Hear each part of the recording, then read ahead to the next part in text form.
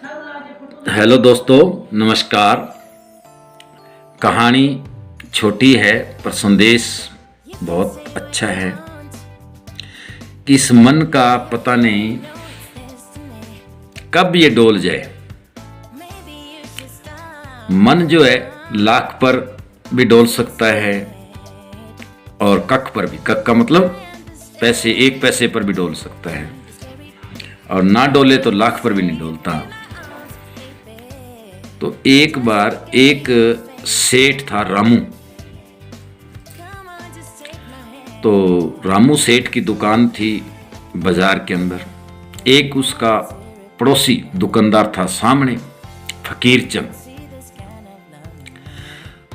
दोनों दुकानदार थे। एक दिन क्या होता है कि फकीर चंद सेठ जी को अचानक काम हो जाता है। 10-11 बजे इसी फोन आता है और उसको कहीं 1 घंटे के लिए, आधे घंटे के लिए कहीं जाना होता है। और दुकान में जब भी दुकानदार होते हैं बाजार में, तो कुछ सामान अपना बाहर दुकान के आगे लगा लेते हैं। दोनों आमने सामने बैठे होते हैं। तो रामू सेठ और फकीर चंद का आपस में कंपटीशन था दुकानदारी में।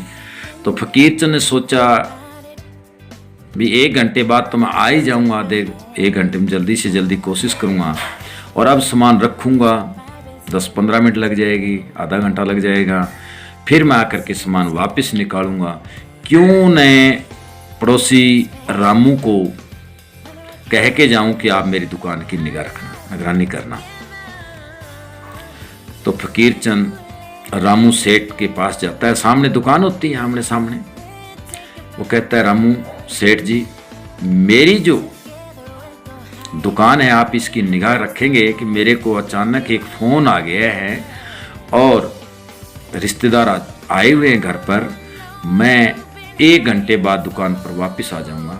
इतने को ग्राहक आए तो आप अटेंड कर लेना और आने के बाद मेरे को बता देना, क्योंकि अब मैं सामान रखूंगा फिर वापस निकालूंगा तो टाइम बहुत ज़्यादा लग जाएगा, दूसरा मैं पहुंच नहीं पाऊंगा, और रिश्तेदारों ने वापस जाना भी है, इसलिए मैं उनको चाय पिलाते ही वापस आ जाऊंगा।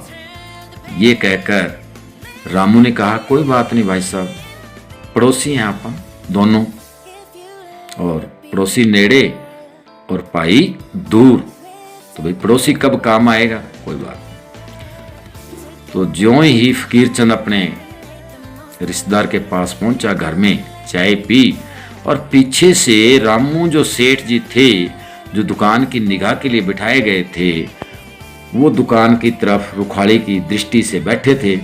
और बैठे बैठे उनके मन में ऐसा एक विचार आया कि सामने आलूओं की बोरी भरी हुई थी। 10-15 बोरियां आलूओं की भर के फकीर चंद की रखी हुई थी व्यापार के लिए, बेचने के लिए।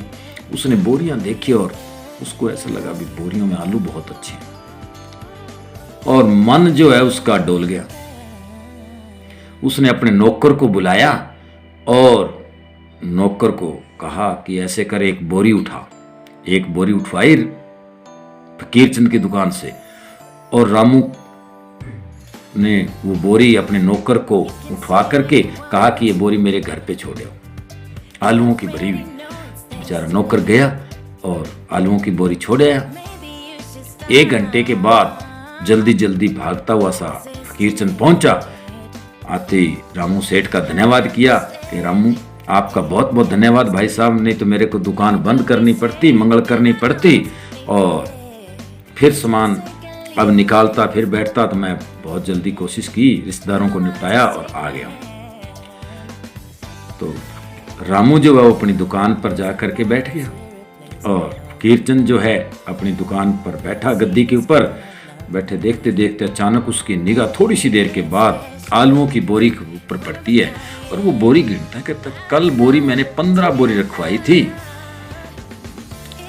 और उनमें से 2 बोरी बिकी, 13 बोरी मेरे पास होनी चाहिए थी, बोरी है 12, एक बोरी गई कहाँ। उसने दोबारा फिर गिनी भी, 1 बोरी आलू कम हो चुके हैं।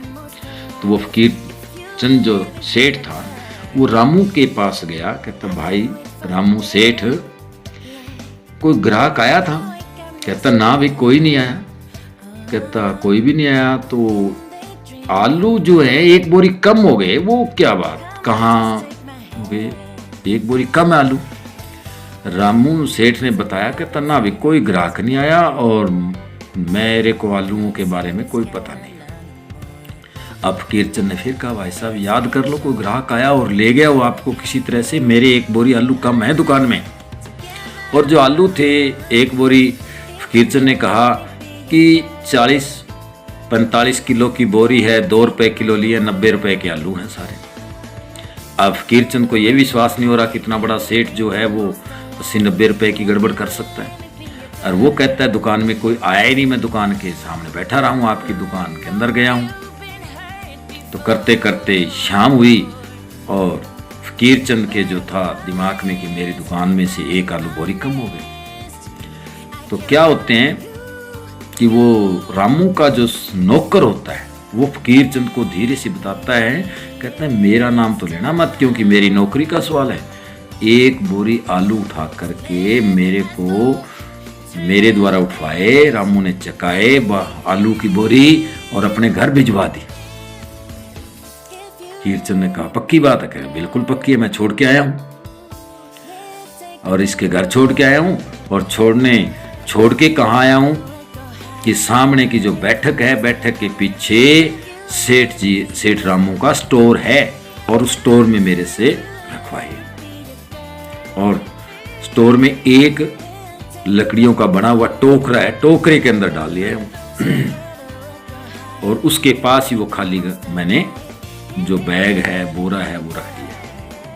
अब फकीरचंद को विश्वास हो गया कि सेठ ने आलू एक बोरी तो उठवाए हैं। दोनों में विवाद बढ़ता गया। फकीरचंद थाने में गया और रामू सेठ के नाम रिपोर्ट कर दी, FIR कर दी। पुलिस जो थी वो आई, पूछताछ की और उसने फकीरचंद को कहा भी ये रामू तेरा चोर नहीं है, किसी भी तरीके से तेरा चोर नहीं है। अब फकीरचंद ने पुलिस को बताया, यानी थानेदार को बताया कि थानेदार साहब रामू चोर है, मेरे पास पक्का सबूत है इसका, आप पूछो। तो उन्होंने पूछताछ की, वो कहता ना जी मैं नहीं हूं। रामू स्पष्ट कर दिया कि मैं चोर नहीं हूं, मुझे कोई आलूओं के बारे में कोई पता नहीं है। तो थानेदार जो है बार बार फकीरचंद कहता है कि रामू तेरा चोर नहीं हो सकता। अब फकीरचंद इस बात से खिन्न था कि थानेदार जो है वो रामू का पक्ष ले रहा है, पर क्यों ले रहा है, वो इस पे दबाव क्यों नहीं बना रहा। तो फकीरचंद ने थानेदार को कहा कि रामू मेरा चोर है, मेरे पास सबूत है। थानेदार कहता है ये तेरा चोर नहीं है, मैं आपको गारंटी दिलवाता हूँ।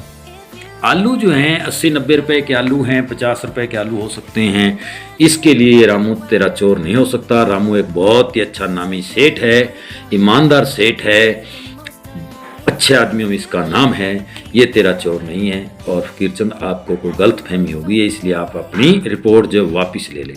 अब फकीरचंद कहने लगा, कहता थानेदार साहब मेरे पास इसके सबूत है। थानेदार ने कहा बताओ आपके पास कोई सबूत है तो बताओ मुझे, क्योंकि पुलिस की भाषा ही ऐसी होती है। तो फकीरचंद ने कहा अभी इसका जो नौकर है उसको बुलाया जाए। और नौकर को जो ही बुलाने का नाम लिया कि रामू सेठ के पैरों के नीचे से मिट्टी निकल गई। रामू ने थानेदार को बताया, दोनों इकट्ठे हुए। थानेदार को धीरे से कहा भी चोर तो मैं हूँ, आलू तो मैंने उठवाए और नौकर के माध्यम से उठाए थे और नौकर मेरे घर छोड़े आया आलू तो। अब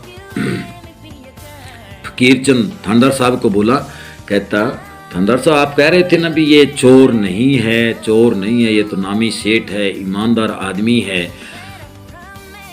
तो थानेदार साहब ने बताया, कहता भी मैं ठीक कह रहा था, आपके तो ये आलू है 100 रुपए के। और एक बार क्या होता है कि रामू सेठ को गहनों की एक पोटली मिलती है छोटी सी, जिसमें आभूषण होते हैं, और रामू वो आभूषण सारे लेकर के मेरे पास आते हैं और मुझे कहता है कि ये किसी की लड़की की शादी होगी और वो शादी में गहने बनवाए होंगे और सुनार से लेकर के घर जा रहा है और रास्ते में गिर गई है तो अनक हो जाएगा। उस बेटी के बाप के साथ क्या गुजरेगी जिसने सारी उम्र थोड़ी थोड़ी मेहनत करके लड़की की शादी के लिए आभूषणों के पैसे इकट्ठे किए हैं, और आज यदि ये नहीं मिले तो उस आदमी के साथ क्या बीतेगी। इसलिए उस आदमी तक ये गहने पहुंचने हैं।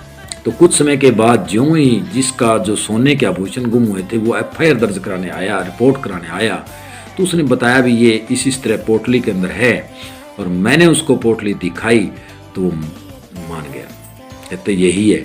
तो मैंने रामू सेठ को मिलाया।